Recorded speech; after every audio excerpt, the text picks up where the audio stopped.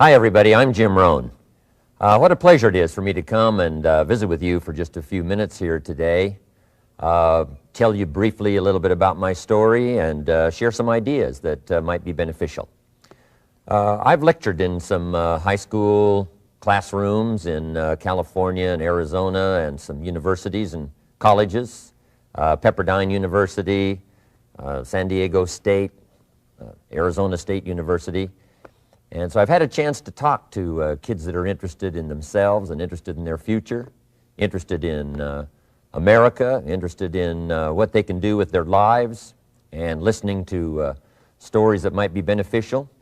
And I don't have a chance to, visit all of the schools and universities around the world, so this is a great chance for me by video to have a chance to tell you my story. Just briefly, let me tell you my story. I grew up in Idaho, farm country. My father still lives on the old homestead where I grew up, southwestern Idaho. He'll be 91 his next birthday, and I'm very proud of him. I went to high school. I graduated. I went to college 1 year. Halfway through my second year, I decided I was smart enough, so I quit. One of my major mistakes. I should have stayed in school. But I thought, heck, I'm smart enough to get a job. And back then I thought, that was it. If you're smart enough to get a job, what else would you need? Found out later, a big mistake. But anyway, I quit school at age 19, went to work. A little while later, persuaded a beautiful young lady to marry me with a lot of fancy promises. And fortunately for me, we got married. A little while later, I started my family. And I'm out there working hard, doing the best I thought I could. But year by year, I kept falling a little further behind, buying a little more than I could conveniently pay for on time. And the creditors are finally starting to call saying, hey, you told us the check was in the mail. I'm not feeling at all good about that.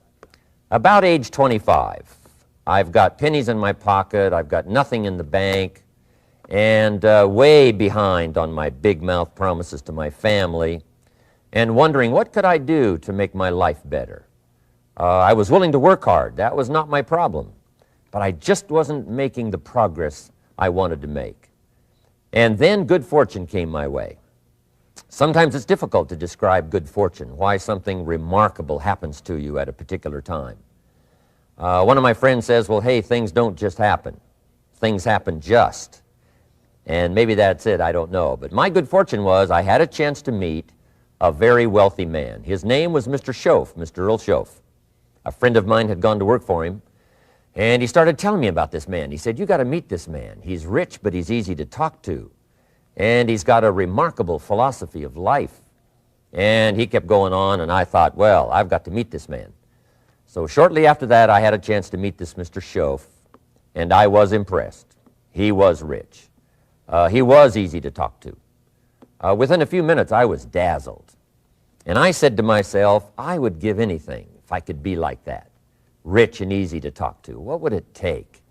And then I thought, if I could just get around somebody like him, and if he would teach me and coach me, I would do it all. And that was my good fortune. A few months later, this wealthy man, Mr. Schoaf, hired me and gave me a job, and I went to work for him, and I spent the next 5 years in his employ. And then, unfortunately, at age 49, he died.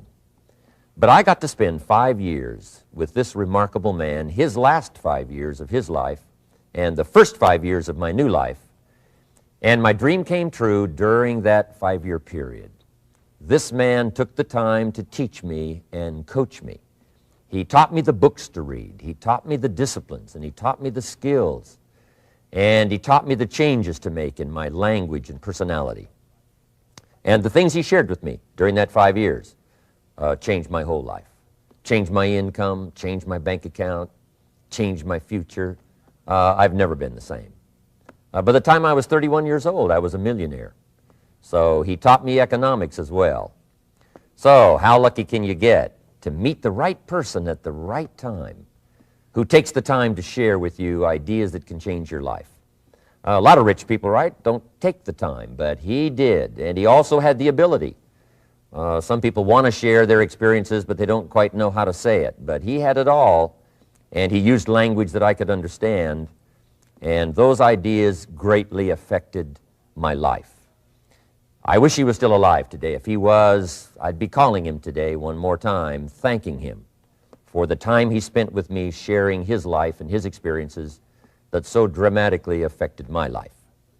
Then, how I really came to be invited to speak to you today.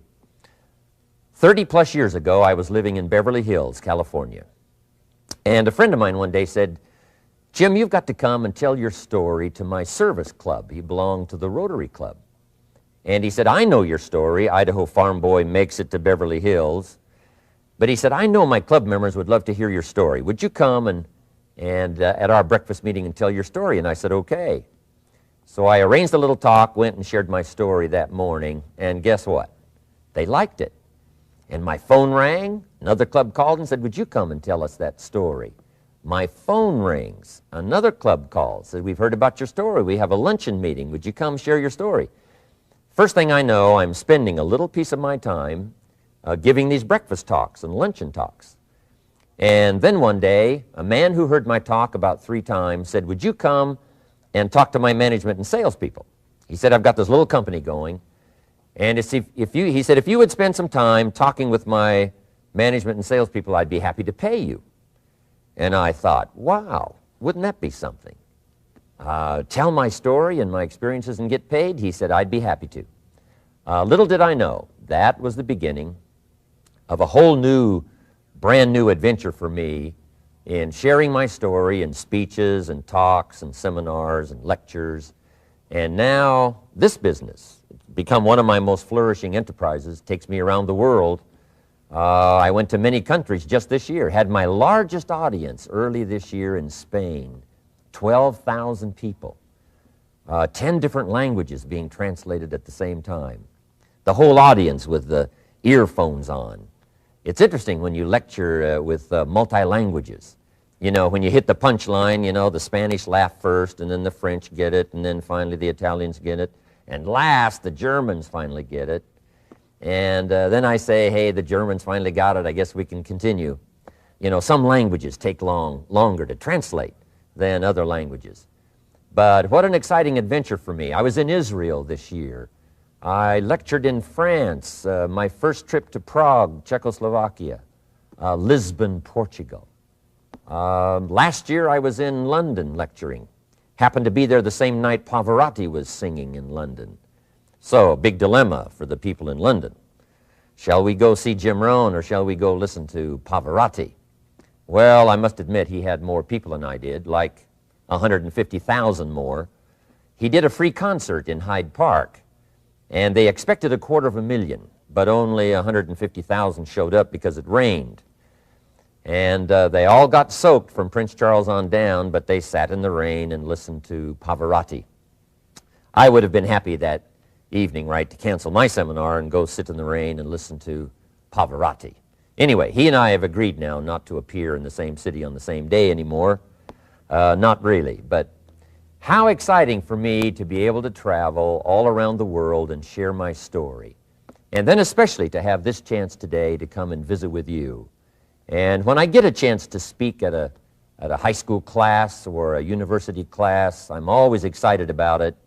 I'm limited in time, so I wanted to use this way to come and share my story with you and some ideas that might be helpful in your career for the future, in your now busy life as a student, and then wherever you find yourself in the years to come.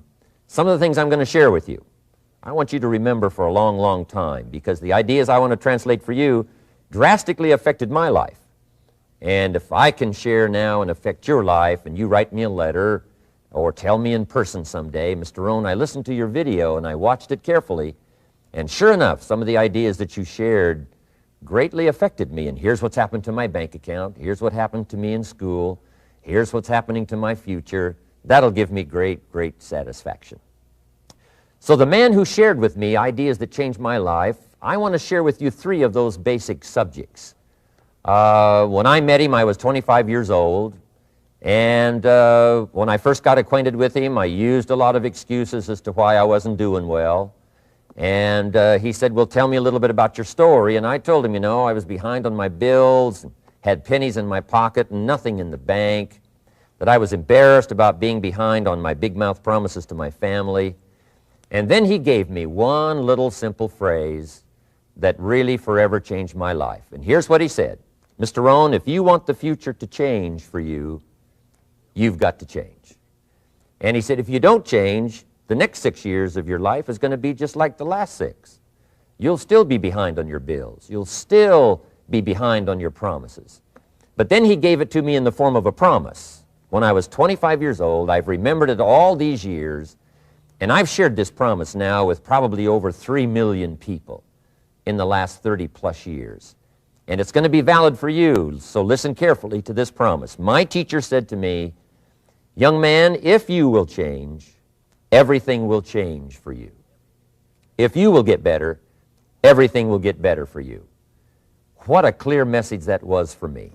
He said, if you'll change your philosophy, if you'll change your habits, if you'll refine your thinking, if you'll change and accept some new disciplines, if you'll turn the corner where you've been in the past, go for a new life for the future, he said, all kinds of remarkable things will happen for you if you will change. Before I met Mr. Schoaf, I used to cross my fingers and say, I sure hope things will change. I was hoping the government would change and the tax structure would change and that my boss would change and pay me more money. I was hoping that, you know, economics would change and prices would come down, and I was hoping that circumstances would get better. And then I discovered from my teacher that those things are going to continue the same. In fact, all of those things that happen to us is kind of like the wind that blows. And the wind blows on us all. In fact, in America especially, the last 6,500 years of recorded history, we've got probably the most favorable wind that's ever blown. Economics and circumstances, living in a free country, democracy and freedom, an excellent economy.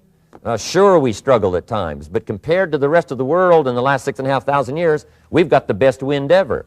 But if you just let the wind blow, I'm telling you, it won't take you where you want to go. All of us must use this wind to take us to the dreams we've got, to the equities we want, to the money we want, to the income we want, and to all the things we want our life to have. This is where we want to go, and we've got a good wind, but we must not leave our future just to the wind, just to the economy, just to the structure of the way things are happening today. Here's what we must learn to do, and that is set a good sail.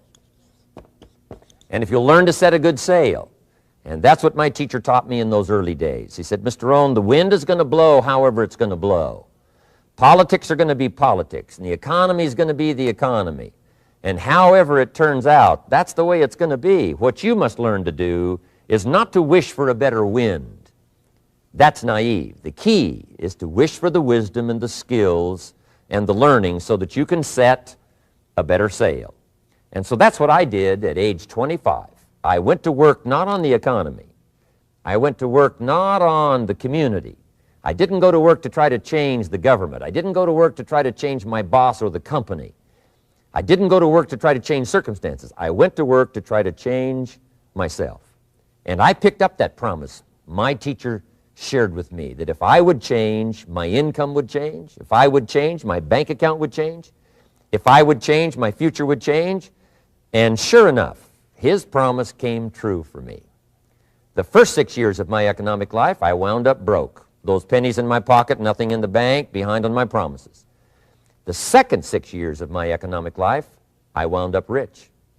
But interestingly enough, the second 6 years of my economic life, the government was about the same and the economy was about the same. You know, the companies were about the same. What they paid was the same. Circumstances around me were the same. You know, my negative relatives were the same. But I was not the same. That's how my life changed. And that's how things started working for me, changing my life all those years ago.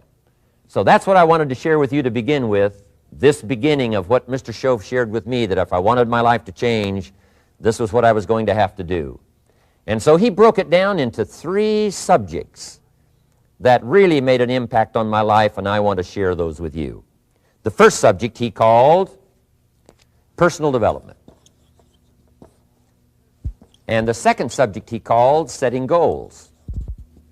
And the third was how to become financially independent.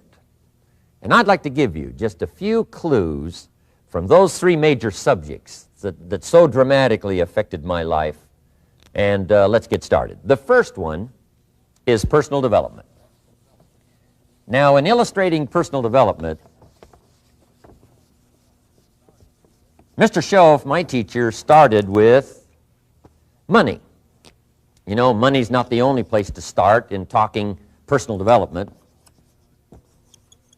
but it's where he started, so let me share the thoughts he shared with me back then. Let me share them with you. Here's the best lesson I can give you on economics. It's very simple. We get paid for bringing value to the marketplace. That's about as simple as I can put economics. We get paid for bringing value to the marketplace. Now, it takes time to bring value to the marketplace. However, we do not get paid for time, so we cross that out. Mistakenly, the man says, I'm making about $20 for an hour. Not true. If that was true, you could just stay home, right, and have him send your money. So that's not true. We don't get paid for time. We get paid for value brought to the marketplace. Now, since that's true, here's one of the key questions of my talk to you today. Is it possible to become twice as valuable to the marketplace and make twice as much money in the same time? Is that possible? The answer is yes. Could you become 3 times as valuable as you might be right now to the marketplace and make 3 times as much money in the same time? And the answer is yes. 5 times, 10 times? Of course. America is unique. It's a ladder to climb. It starts down here, let's say, at $5 an hour, and it keeps going up. Top income last year, $80 million. The guy who runs Coca-Cola. Now, that's a heck of a ladder. That's why everybody wants to come here, right? The boat people are not headed for Vietnam. People haven't plotted and schemed for 50 years saying if I could just get to Poland, everything would be okay. Not true. Everybody wants to come to America. And the reason is because we've got the best wind ever blowing in our favor. We've got the best economic opportunity anybody's had in 6,500 years. And all you have to do is understand it and take advantage of it. Now, there's some key questions to ask here. Why would the marketplace pay someone only $5 an hour? Very simple answer. They're not very valuable to the marketplace. Now, we must underline to the marketplace. This person might be a very valuable brother, yes. Member of the family, valuable, yes. Valuable member of the church, of course. Valuable citizen of the country, yes. Valuable in the sight of God, no doubt. We're all of equal value in the sight of God. But if you're not very valuable to the marketplace, you don't get much money. You say, well, it shouldn't be that way. Well, then you got to start your own country. You know, this one's been in process for 200 years, and this is the best we've been able to come up with so far. But here's the key. You don't have to stay here. Now, there was a big debate in Congress last year that this $5 was not enough, should be 6, should be 6, should be 6. But we don't need legislation. 6 is already on this ladder. The next step up. You know, if you work for McDonald's, they'll pay you $5 an hour to take out the trash. If you whistle while you take out the trash, they'll pay you $6 an hour. So we don't need that legislation. You just need to take lessons on how to whistle. Have a good attitude. Now, as you begin to climb this ladder, why would the marketplace pay some people $50 an hour? Answer, evidently, they must be more valuable to the marketplace. 10 times more valuable. And is that possible for someone to be 10 times more valuable and earn $50 an hour instead of 5? And the answer is yes. That's what America is all about. Now, why would the marketplace pay some people $500 an hour? Evidently, this person must be much more valuable to the marketplace. That's what's important to understand, to the marketplace.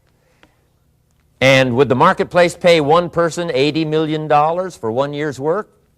And the answer is, of course. If you helped a company make $1 billion, would they pay you $80 million? I'm telling you, it is possible. And that's why America is so exciting. That's why this financial ladder is so exciting. It's possible for all of this to come true for all of you, no matter where you start. As a student in school, just getting started out there in the workplace, this is all possible for you.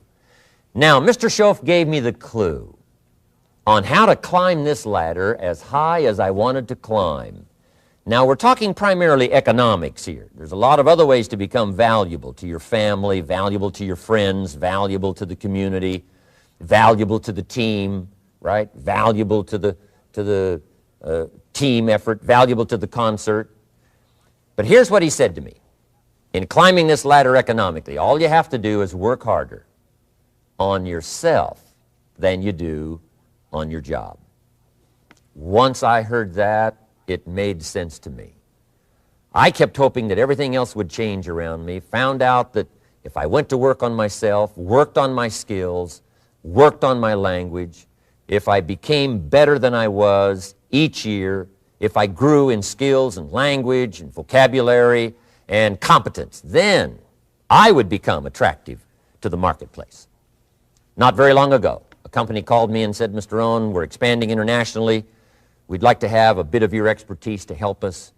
Would you give us a bit of your time? We'll add some millions to your fortune. And I said, okay. And I thought later, isn't that interesting? They would call me. Then my second thought was, of course they'd call me. Who else would they call? I can get the job done. Now, what a contrast for me, farm boy from Idaho, raised in obscurity, parents of modest means, broke when I was 25. How come I would get a telephone call and someone offer me a lot of money to help them in expanding around the world? Simple answer, evidently.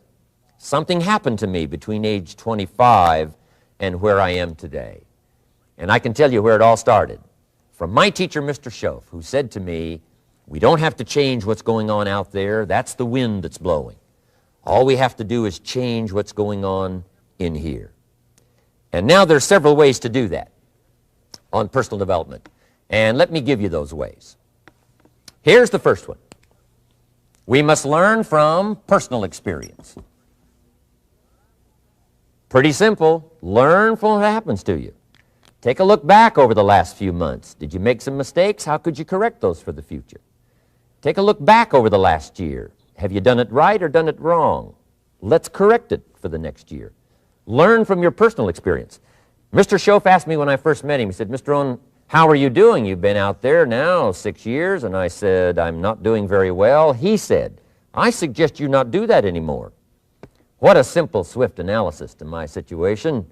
He said, if you keep doing it, the next 6 years will be like the last 6. You don't want that to happen. Let's make the changes. So learn from your personal experience. Now here's number 2, why I came to share this video experience with you today. And that, I call it OPE, other people's experiences. That's me, other people. That's your teacher, other people. That's your friends and colleagues, other people. The people you meet that can pass along to you their experiences, what's happened to them, the mistakes they made, how they corrected them, how they changed their health and changed their bank account and changed their income and changed their future. That's it, other people. Now there's 2 kinds of people to learn from. One is failures. It's too bad failures don't give seminars, right? That would be valuable. Bring your notebook, have them tell you how they lost it all and threw it all away, threw their health away and threw their friendships away and things didn't work out well. That would be valuable.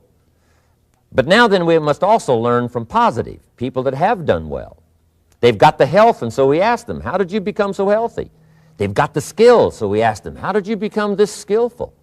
They've got the income, so we ask them, how did you get here in such a short period of time? So now here's what's important in personal development. In learning from other people, we learn, number 1, by observation. We learn what we see. We watch people that are successful in what they do.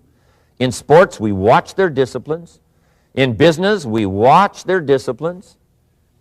By observation, what we can see, The reason I created this video is something that you could see someone's experiences translated for you. Second, we learn by what we hear. I've got some of my lectures on cassette tapes, so you can take them with you wherever you go and learn by listening. Turn your car into a mobile classroom and listen. And then listen to the sermon on Sunday morning. Listen to the lectures. Listen to the teacher. Listen to someone who's got something good to say. And then number 3 is vitally important on personal development, and that is read all the books you can possibly read in your lifetime. Mr. Schoaf got me started on my library. I've got one of the better libraries. Haven't read everything in it, but I feel smarter just walking in it, my library. At least I was smart enough to buy it. Now I got to be smart enough to read it. And then, of course, I got to be smart enough to decide what's valuable and then do it. But this one is very important. Become a good reader. Some books that helped change my life. Mr. Schoaf recommended, of course, the Bible.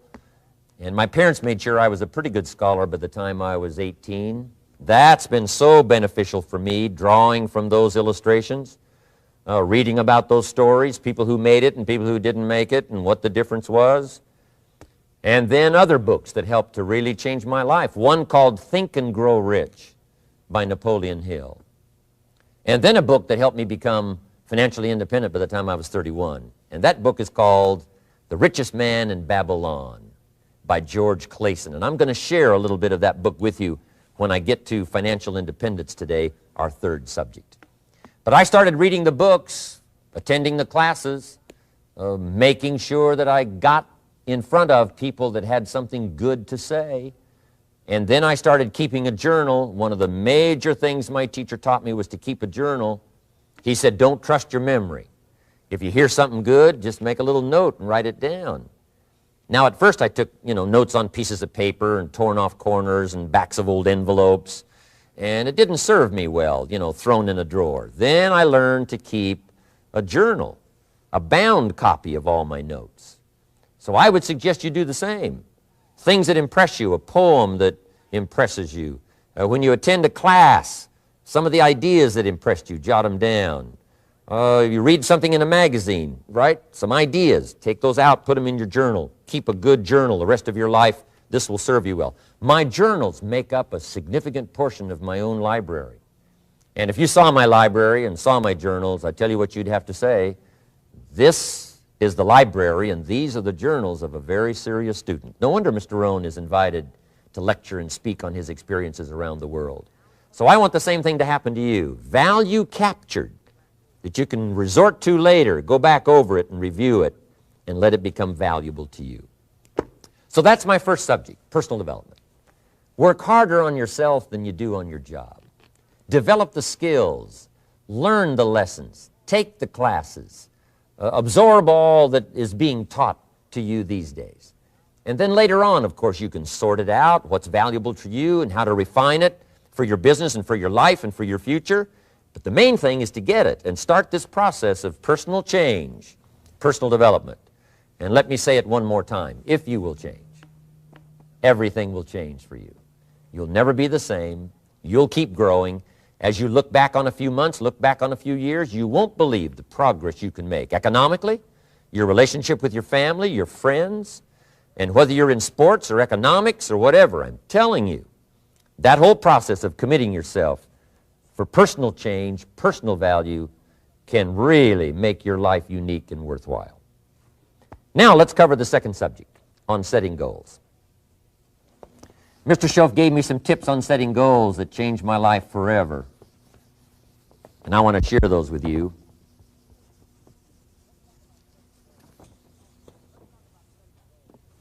So let's talk about setting goals, and I also want to tie it to personal development, and you'll see how I'm going to do it as I progress here. Setting goals. We need to take a look into the future. There are 4 things to consider in terms of attitude. One is how you feel about the past.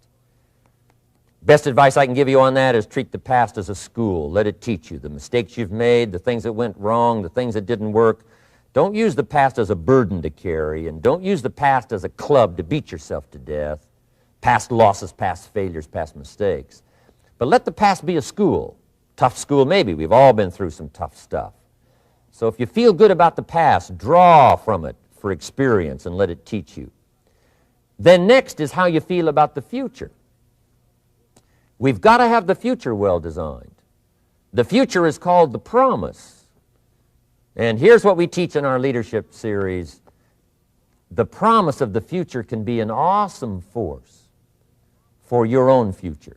The promise of the future, designing the future. There's two ways to face the future. One is with apprehension, and the other is with anticipation. I promise you, in my travels around the world, most people face the future with apprehension. And here's why. They don't have it well designed. They've sort of left that up to someone else to fix. But here's the best way to face the future, with anticipation. And you can face the future with anticipation if the future is clear, if the future is well designed. And I would like to have you consider some thoughts with me that help me to really change my future by giving it some thought and some consideration. And here it is. In setting goals, it's very simple. Number one, decide what you want. You just take a little time. You sit down and say, what do I want? What kind of skills do I want? What kind of income do I want for the future? What would I like? Where would I like to go? Places I'd like to visit. Habits I'd like to acquire. Skills I'd like to have.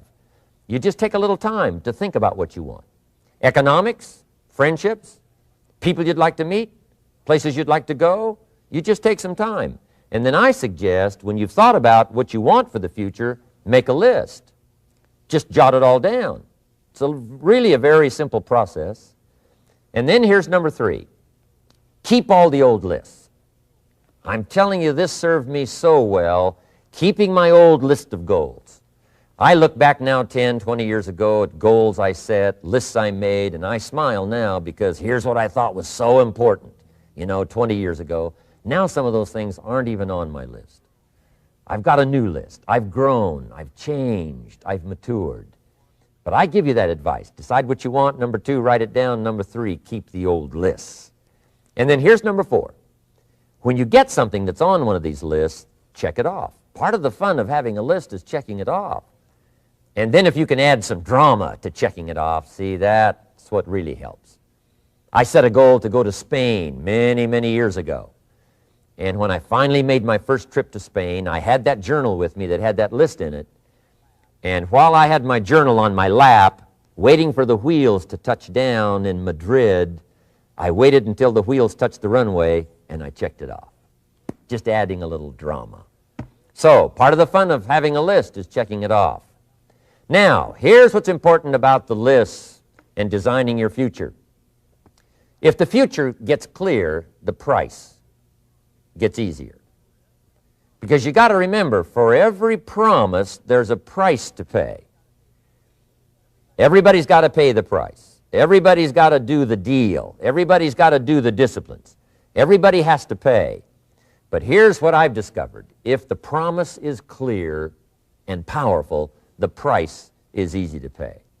The price is some classes. The price is a few books. The price is a few disciplines. The price is finding something that'll make your life better, make you grow, make you change, make you develop. So the first part of the key is to design the promise. Then, what is the price to pay? I'm telling you, the price will be easy. Anybody in my audience can pay it, no matter where you are, where you come from. Color doesn't matter, religion doesn't matter, where you grew up doesn't matter, circumstances don't matter. I'm telling you, if you'll make the promise of the future clear for yourself, the things you want, the places you want to go, the things you want to have, the person you want to become, the skills you want, the homes you want, the future you want, the friends you want, all of the values of life that you could possibly want.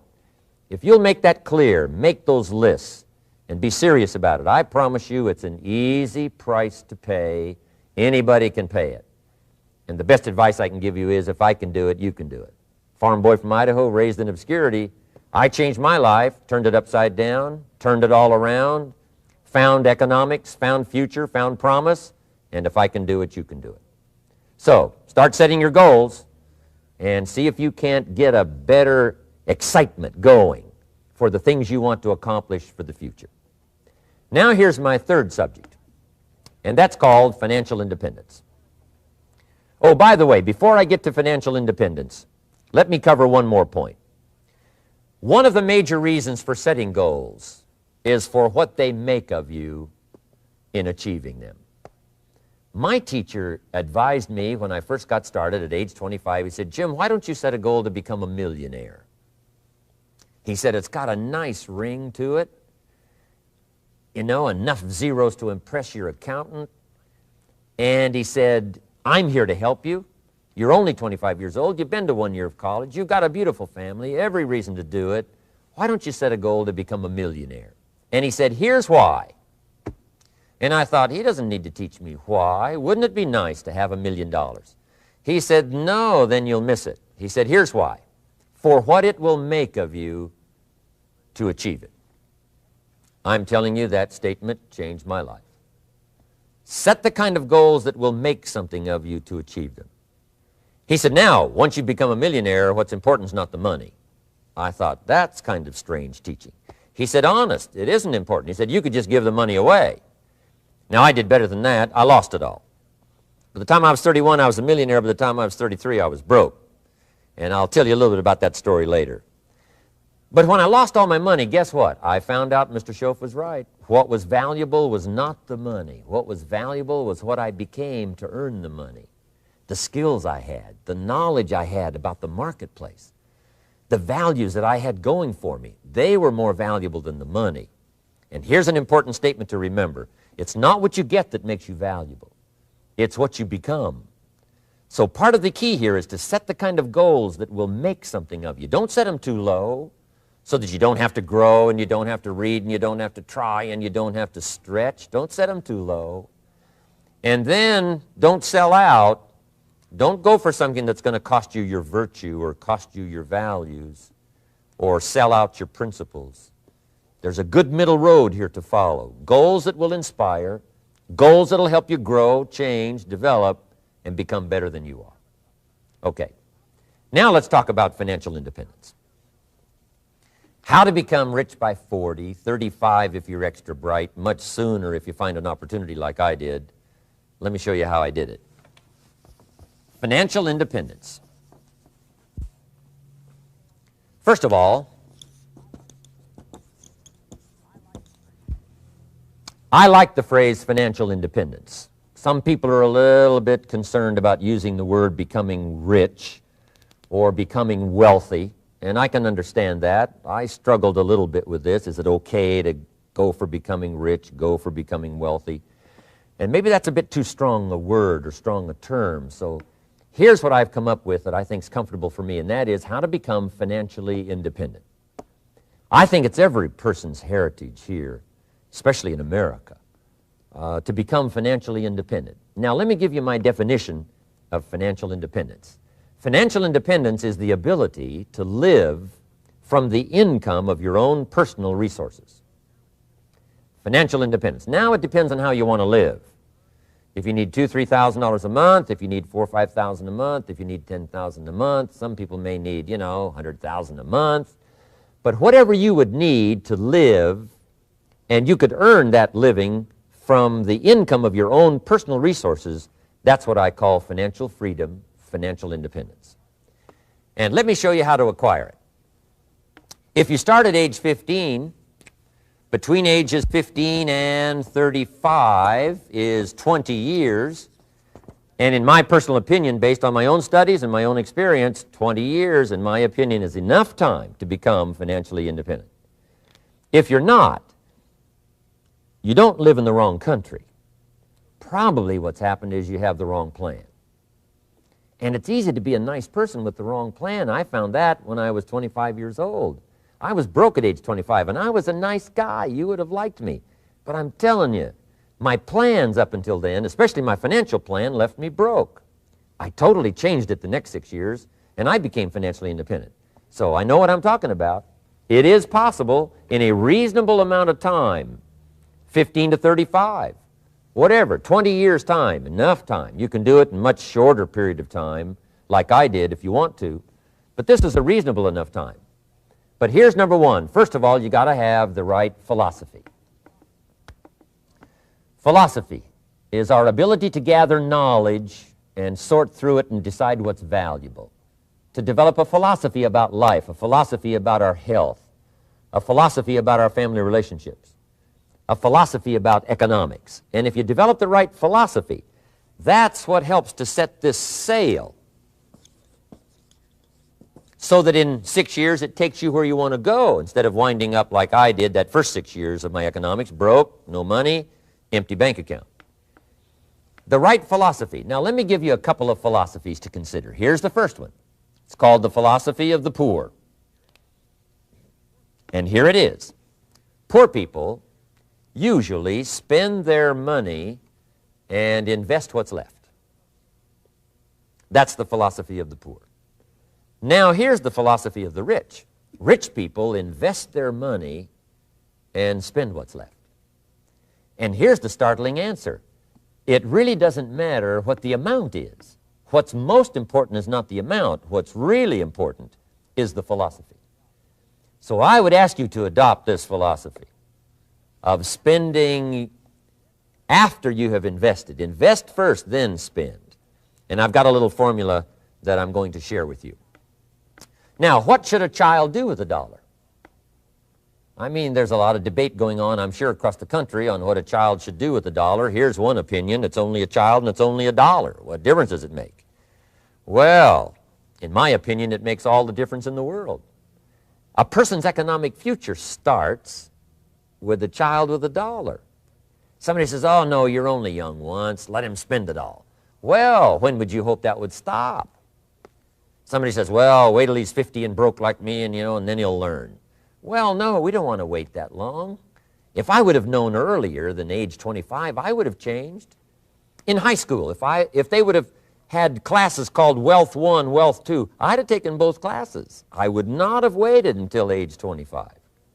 So, the earlier the better. So, what should a child do with a dollar? Here's the simple premise to begin with. Don't spend it all. And if a child wants to spend the whole dollar, you got to say, hey, don't spend it all.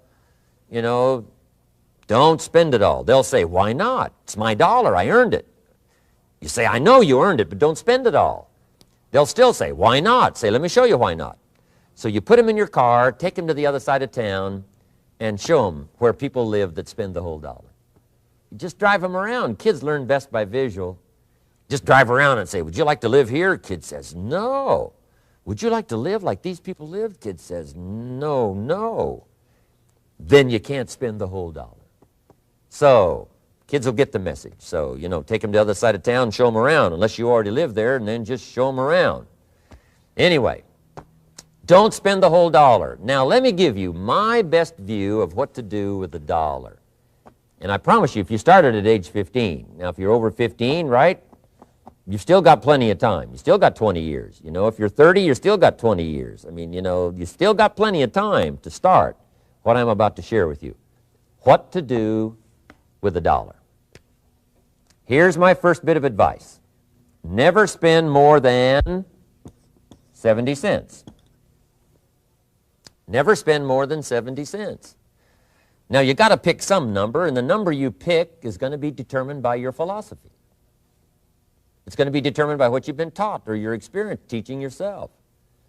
When I first met my teacher, Mr. Schoaf, I was at about 110% of each dollar. I'm down at Budget Finance, hawking my furniture and my car one more time. And then I learned a whole better formula for financial independence. Number one, don't spend more than 70 cents. Now, kids say to me, well, okay, what do I do with the other 30 cents? And here's what I teach them. 10 cents for charity. Charity or church, or helping people that can't help themselves. 10 cents to support worthy projects. Projects that you feel good about. 10 cents out of every dollar. It's called being generous with part of what you've taken out of society.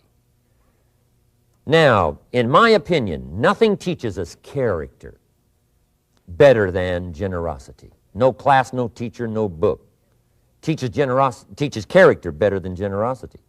And the best time to start is when the amounts are small. And I know if kids learn these lessons well, they'll give a dime out of a dollar, help people that can't help themselves, support worthy projects. Or if you belong to a church, they teach tithe, piece of. That's very important. Now, because when the amounts get larger, sometimes it's a little more difficult. You know, giving 100,000 out of a million, someone says, oh, if I had a million, I'd give 100,000. I'm not sure. That's a lot of money. So the time to start is when the amounts are small, 10 cents out of the dollar. Okay, next 10 cents I call active capital. Active capital means do something to make a profit. Active capital. Set aside a portion of your income. Wages are okay, but I'm telling you, wages will make you a living. Profits will make you a fortune. So set aside part of your income as capital, called active capital. Any kind of project you can possibly think of, you can possibly come up with. I'm going to write a new book, I think, for kids. I think the title is going to be, Of Course Kids Should Pay Taxes. It's kind of an interesting title. In California, kids do pay taxes. When a child walks into 7-Eleven, buys something that costs $1, the proprietor says, give me 7 more pennies. And the child says, hey, what's these 7 pennies for? And the proprietor says, that's the taxes. Kid says, well, hey, I'm only 8 years old. Proprietor says, congratulations, you're my youngest taxpayer. Give me the money. So in California, where I live, kids do pay taxes. Big question is, should they? And my book will answer that question. Of course, kids should pay taxes. Nothing is for free. If you want to ride your bicycle on the sidewalk instead of in the mud, you got to pay the 7 pennies. Nothing is free, so we all have to pay. So, 10 cents out of your living, out of the money you earn, set aside for capital. Capital to try your best to show a profit. And in my book, it's going to be all kinds of ways kids can make money, right? 2 bicycles, one to ride and one to rent.